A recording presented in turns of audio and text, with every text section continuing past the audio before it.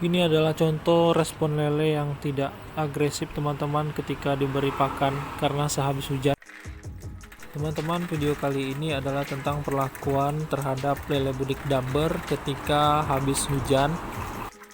Biasanya sehabis hujan teman-teman ada perlakuan khusus yang harus kita lakukan apabila lele budik Dumber kita terkena air hujan langsung. Sebagaimana yang kita ketahui bersama bahwa air hujan mengandung berbagai zat, salah satunya adalah zat asam yang cukup berpengaruh terhadap kualitas air maupun kesehatan lele. Nah, apa saja perlakuan yang harus kita lakukan terhadap ember budik Dumber yang terkena air hujan langsung sehingga kita tidak salah langkah dan juga bisa menjaga kualitas air sebagaimana mestinya. Yang pertama, usahakan jangan memberi pakan terhadap lele ketika habis hujan.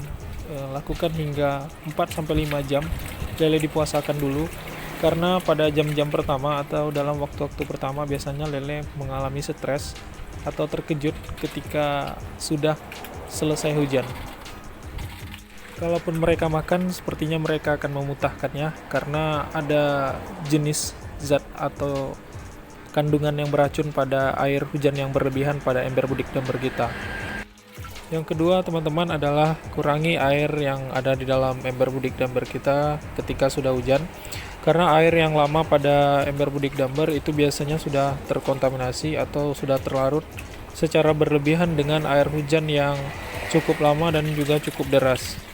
Ingat teman-teman, jangan diberi pakan dulu setelah hujan, karena air yang tadi itu air hujannya sudah terlarut dengan air yang berada di ember.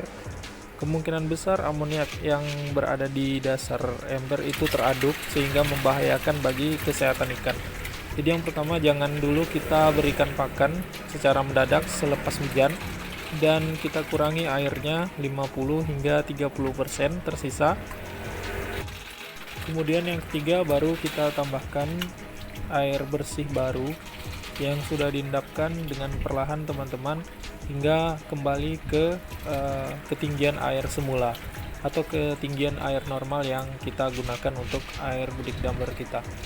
Nah, perlu diketahui juga teman-teman, air bersih ini sebaiknya air yang tidak terkontaminasi atau tidak terlarut dengan air hujan, misalnya yang ditampung di dalam drum atau yang sudah diendapkan di dalam bak.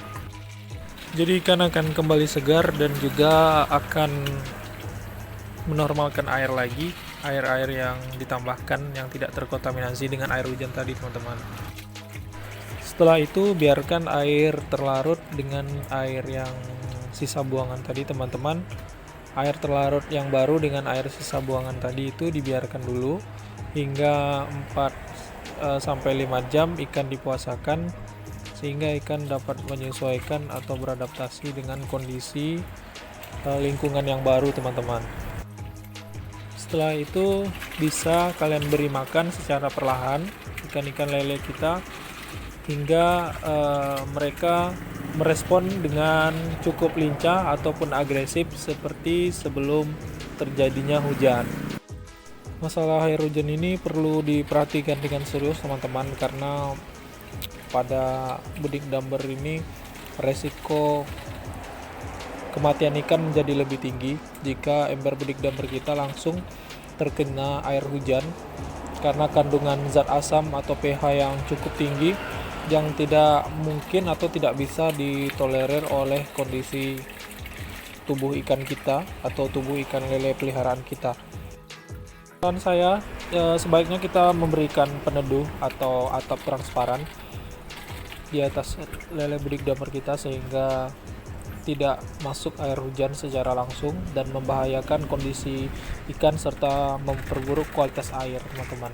Karena air hujan yang berlebihan ini memang cukup buruk atau tidak baik untuk keberlangsungan lele peliharaan dan kualitas air. Beberapa cara pemeliharaan ikan lele atau ikan air tawar lain dengan cara konvensional atau dengan cara bak semen atau kolam terpal, biasanya mereka melakukan penetralan air hujan itu ditambahkan garam ikan teman-teman. Tetapi saya tidak menerapkan pada ember budik Dumber ini, karena memang kapasitas airnya kecil, volume airnya kecil, sehingga saya ragu untuk menerapkan garam ikan sebagai penetralisir air ketika sehabis hujan. Demikianlah video untuk kali ini teman-teman, semoga bermanfaat bagi kita.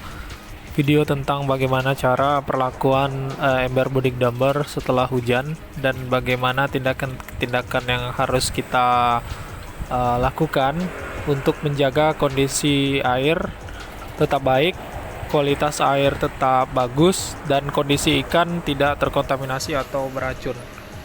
Bagi kalian yang memiliki tips lain, silahkan komen di bawah teman-teman, sehingga kita bisa memberikan atau sharing ilmu atau berbagi ilmu sesama para pelaku budik damper, sehingga banyak hal-hal baru yang bisa kita pelajari bersama.